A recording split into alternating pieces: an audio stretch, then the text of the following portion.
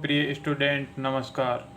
आज हम इस वीडियो में प्रश्नावली 5.1 समांतर श्रेणी के क्वेश्चन नंबर 4 का सॉल्यूशन के बारे में जानेंगे। हमने इससे पिछले वाले वीडियो में क्वेश्चन नंबर 4 के 7 तक के क्वेश्चन हमने हल किए थे और क्वेश्चन नंबर 4 क्या कहता है कि इनमें हमको चेक करना है कि ये एपी हैं या नहीं। अगर एपी हैं तो इनका हमको सार्वंतर ज्ञात करना है और इनमें जो आगे वाले हमको 3 पद और ज्ञात करने हैं। तो आइए हम बिना देरी किए हुए इन प्रश्नों का हम हल जानते हैं।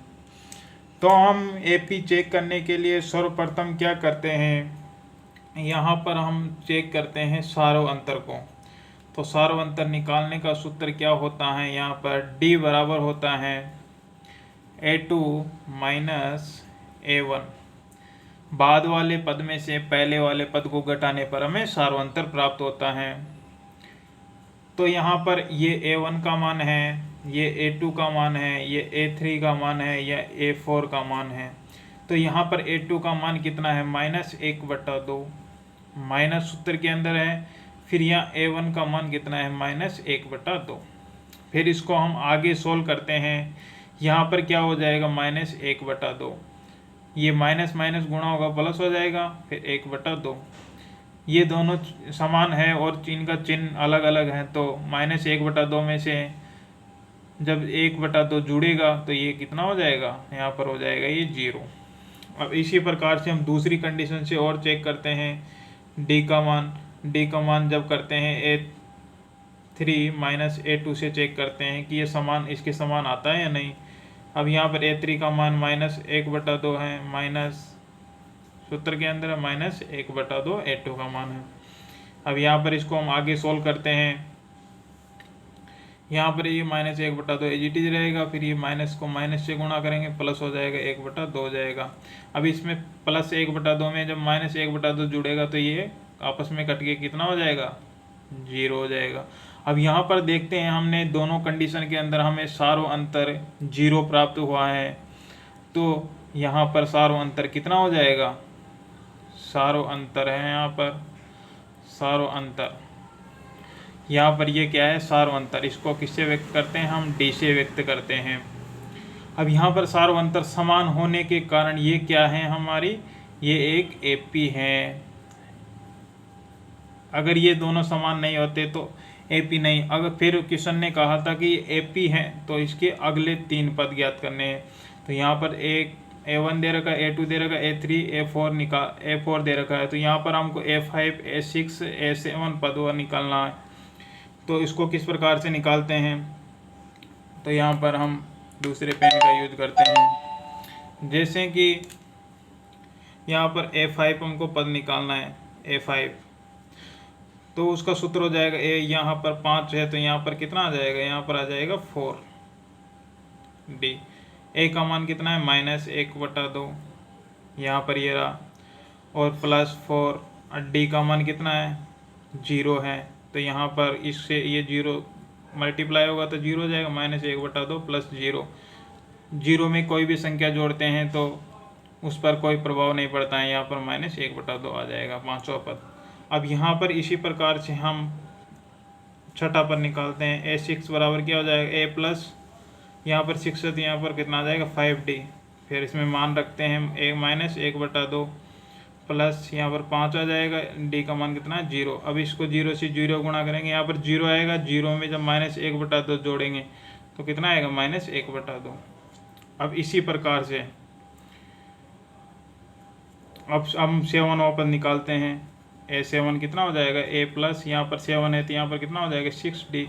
अब यहाँ पर मान रखते हैं, -1/2 हो जाएगा, A का मान +6, यहाँ पर 0 हो जाएगा। फिर इसको हम ये 0 हो जाएगा मान पूरा। अब फिर 0 किसी भी संख्या में 0 जोड़ते हैं तो उस पर कोई प्रभाव नहीं पड़ेगा, तो यहाँ पर क्या आएगा, -1/2। तो इस प्रकार से हम आगे वाले 3 पद हम ज्ञात कर लिए। किसी भी श्रेणी का जब सार्वंतर 0 होता है तो उसके सभी पद समान होते हैं, इसलिए यहाँ पर कोई सा भी पद अलग नहीं आ रहा है। यहाँ पर सभी पद क्या आ रहे हैं, -1/2। सार्वंतर 0 होता है तो इस प्रकार से हमें सभी पद समान प्राप्त होते हैं। तो हम इसके आगे अब जानते हैं क्वेश्चन नंबर 8 हो गया। क्वेश्चन नंबर 9 का हल करते हैं। अब क्वेश्चन नंबर 9 का हल करते हैं। अब इसमें क्या करते हैं, सबसे पहले हमको सार्वअंतर निकाल कर चेक करना होता है। उसका निकालने का सूत्र होता है D बराबर A2 माइनस A1 होता है। A2 का मान कितना है, यहाँ पर 3 है। A1 का मान कितना, 1 है। यहाँ पर देखते हैं हम, 3 में से जब 1 जाएगा तो कितना आएगा, यहाँ पर 3 में से 1 जाएगा तो कितना आएगा, 2 बचेगा। फिर आगे हम सोल्व करते हैं अगली वाली कंडीशन से। यहाँ पर A3 माइनस A2, A3 का मान कितना है, 9, और फिर A2 का मान कितना है, 3। 9 में से 3 जाएगा तो कितना बचेगा, यहाँ पर 9 में से 3 चला जाएगा तो यहाँ पर बचने वाला है 6। अब यहाँ पर देखते हैं कि दोनों कंडीशन के अंदर सार्वअंतर अलग अलग आया तो ये AP नहीं होगी। अगर ये दोनों समान आते तो AP है, होती AP नहीं है। तो यहाँ पर क्या करेंगे, AP नहीं है, नहीं है तो फिर आगे हमको कोई कुछ सॉल्यूशन नहीं करना है। उसका कारण लिख सकते हैं हम कि यहाँ पर सार्वअंतर समान नहीं है, समान नहीं है, इसलिए ये AP नहीं है। अब हम अगले वाले क्वेश्चन को सॉल्व करते हैं। अब उसका सॉल्यूशन हम 10वें क्वेश्चन का सॉल्व करते हैं। वो क्या होगा, अब यहाँ पर देखते हैं D का मान निकालते हैं हम। AP चेक करने के लिए क्या करते हैं, A2 माइनस A1 करेंगे। A2 का मान 2A है, A1 का मान A है। तो यहाँ में 2A में से A घटेगा तो कितना आएगा, A आएगा। फिर अगला निकालेंगे, अगली कंडीशन लगाएंगे, A3 माइनस A2 लगाएंगे। A3 का मान कितना है, यहाँ पर ये A1 का मान है, ये A2 का मान है, ये A3 का मान है, ये 4 का मान है।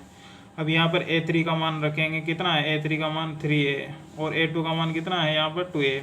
अब 3A में से जब 2A जाएगा तो कितना बचेगा, यहाँ पर बचने वाला है A।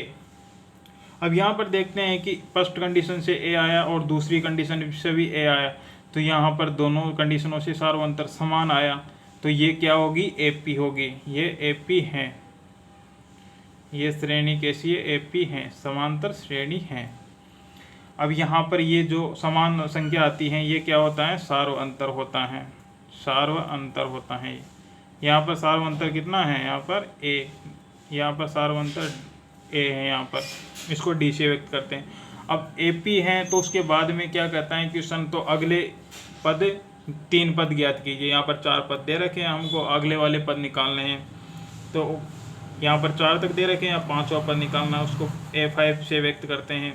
तो उसका सूत्र क्या हो जाता है, A प्लस यहाँ पर 5 है तो यहाँ पर कितना आ जाएगा, 4D आ जाएगा।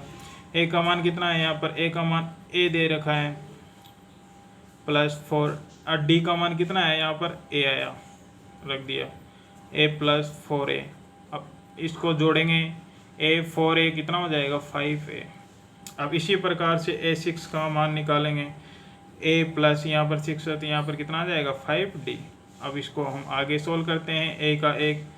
A का मान A ही है, यहाँ पर A का A रहेगा। फिर 5D का मान कितना है, A रख दिया। फिर यहाँ पर ये हो जाएगा A प्लस 5A रख दिया। फिर हम इनको जोड़ेंगे, 5A और A कितना हो जाएगा, 6A। अब इसी प्रकार से हम 7वां पद निकाल सकते हैं। A7 पद क्या हो जाएगा, A प्लस यहाँ पर 7 दिया, 6 आ जाएगा, 6D बराबर A का मान कितना है, A ही रहे। फिर यहाँ पर 6 आ जाएगा, D का मान कितना A है, A रख दिया। अब 6A और A कितना हो जाएगा, 7A। इस प्रकार से हमें अगले वाले 3 पद, एक तो 5A और एक 6A और 7A प्राप्त हो गया। इस प्रकार से हमने इसका सॉल्यूशन कर लिया है। अब अगले क्वेश्चन पर चलते हैं हम, 11 नंबर के क्वेश्चन पर। अब यहाँ पर हम क्या करेंगे, सबसे पहले AP चेक करने के लिए क्या करते हैं, हमें सार्वअंतर निकालना होता है। सार्वअंतर अगले वाले पद में से पहले वाला पद घटा देते हैं, A2 minus A1 first condition लगाते हैं। अब यहाँ पर देखते हैं हम, A2 का मान कितना है, यहाँ पर A², ये A2 का मान A² रहा। अब यहाँ पर A1 का मान कितना है, A। अब यहाँ पर देखते हैं क्या कॉमन आ रहा है। अब यहाँ पर देखते हैं हम, A कॉमन आ रहा है तो ये क्या हो जाएगा, A माइनस 1 हो जाएगा। अब इसका आगे और सॉल्यूशन नहीं हो सकता। अब हम क्या करते हैं, अब अगली कंडीशन लगाते हैं, दूसरी कंडीशन। अब A3 माइनस, अब तीसरे पद में से दूसरा पद घटाते हैं। अब यहाँ पर चेक करते हैं, A3 माइनस A²। अब यहाँ पर क्या कॉमन आ रहा है, ए स्क्वायर कॉमन आ रहा है, यहाँ पर ए माइनस 1 हो जाएगा।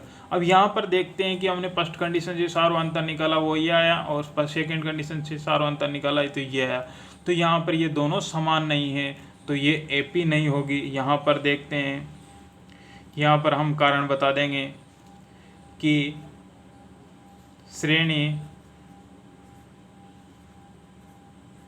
का सारो अंतर समान नहीं है, अतः एपी नहीं होगी।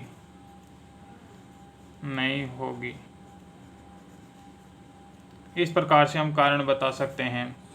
अब फिर इसके आगे हम क्वेश्चन नंबर 12 को हल करते हैं। क्वेश्चन नंबर 12 क्या कहता है, क्वेश्चन नंबर 12 में भी उसी तरह से हमको हल करना है। अब क्वेश्चन नंबर 12 को हम उसी प्रकार से क्या करेंगे, हम सबसे पहले क्या करते हैं, इसका हल करेंगे किस प्रकार से। अब इसका सारवंतर एपी चेक करने के लिए क्या करते हैं, हम सारवंतर निकालते हैं।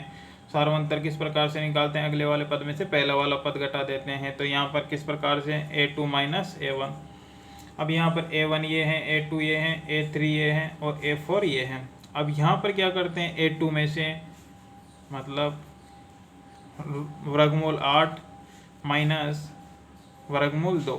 अब यहाँ पर हम वर्गमूल 8 को हम किस प्रकार से लिख सकते हैं, 2 गुणा 2 गुणा 2 माइनस वर्गमूल 2।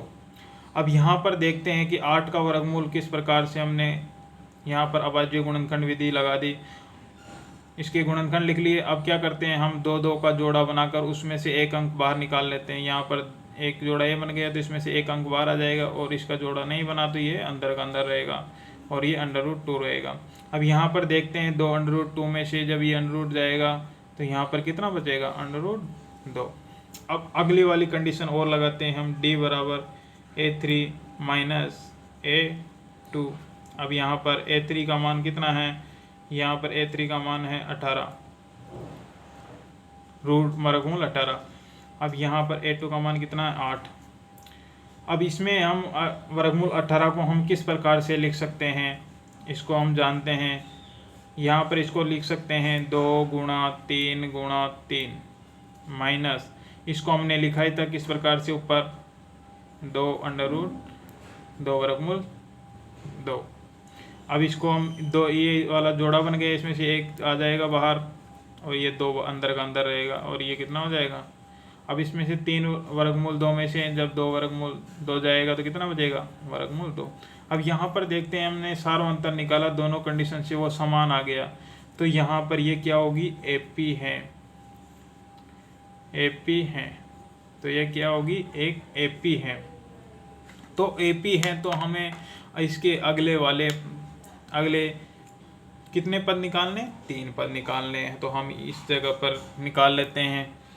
a5 4 पद दे रखे हैं, 5a + 4d हो जाएगा। अब यहाँ पर कितना है इसका मान, d का मान कितना है, यहाँ पर ये कितना हो जाएगा, d का मान है ये सारो अंतर, इसको क्या बोलते हैं, सारो अंतर। ये भी सारो अंतर ही है। अब यहाँ पर क्या देखते हैं, a का मान कितना है, यहाँ पर ये है a1, कोई a बोलते हैं, √2 हो जाएगा +4। यहाँ पर d का मान कितना है, वर्गमूल 2। यहाँ पर देखते हैं हम 4 वर्गमूल 2 और 1 वर्गमूल 2 कितना हो जाता है, 5 वर्गमूल 2। अब इसको हम किस प्रकार से भी लिख सकते हैं, इसको हम लिख सकते हैं कि जब ये 5 अंदर जाएगा तो उसका 2 दुगुना हो जाता है वो। तो किस प्रकार से हो जाएगा, 5 का 5 से गुणा होकर अंदर जाएगा, ये तो 25 हो जाएगा। 25 को 2 से गुणा करेंगे तो कितना हो जाएगा, इसको हम इस प्रकार से भी लिख सकते हैं। अब अगला पद और निकालते हैं, a6, तो उसको हम किस प्रकार से निकालेंगे, a + 5d। अब a का मान कितना है, √2। अब यहाँ पर 5 और ये कितना है, फिर d का मान वर्गमूल 2। अब इसको हम लिख सकते हैं वर्गमूल 2। अब ये कितना हो जाएगा, ये दोबारा लिख लेते हैं। अब इसको हम 5 और 1 वर्गमूल 2 कितना हो जाएगा, यहाँ पर 6 वर्गमूल 2। अब इसको हम किस प्रकार से लिखते हैं, इसको दुगना, इसका इस वाली संख्या से ही डबल गुणा करके 6 को 6 से गुणा करके अंदर लिख लेते हैं तो कितना हो जाएगा, 36 हो जाएगा। 6 को 6 से गुणा करेंगे 36 को, फिर 2 से गुणा करेंगे अंदर जाएगा तो कितना हो जाएगा, इसको अंदर लिख लेंगे तो ये कितना हो जाएगा, 36 को 2 से गुणा करने पर 72 हो जाएगा। अब इसी प्रकार से हम आगे कौन सा पद निकालेंगे, अब 6 निकल गया, A7 पद निकालते हैं। A प्लस यहाँ 7 है तो यहाँ पर 6D आ जाएगा। A का मान कितना है, √2 प्लस 6D का मान कितना है, वर्गमूल 2। अब ये 6 और एक √2 कितना हो जाएगा, 7 √2 हो जाएगा। अब इसको हम 7 को 7 से गुणा करके अंदर गुणा करते हैं 2 से तो कितना हो जाता है, 49 को 2 से गुणा करेंगे तो कितना हो जाएगा, 98। इस प्रकार से हम वर्गमूल के अंदर इसको लिख सकते हैं। इस प्रकार से हमें 5वां पद और 6ठा पद और 7वां पद इस प्रकार से ज्ञात हो गया और ये AP हैं। इस प्रकार से हमने इसका हल जाना है।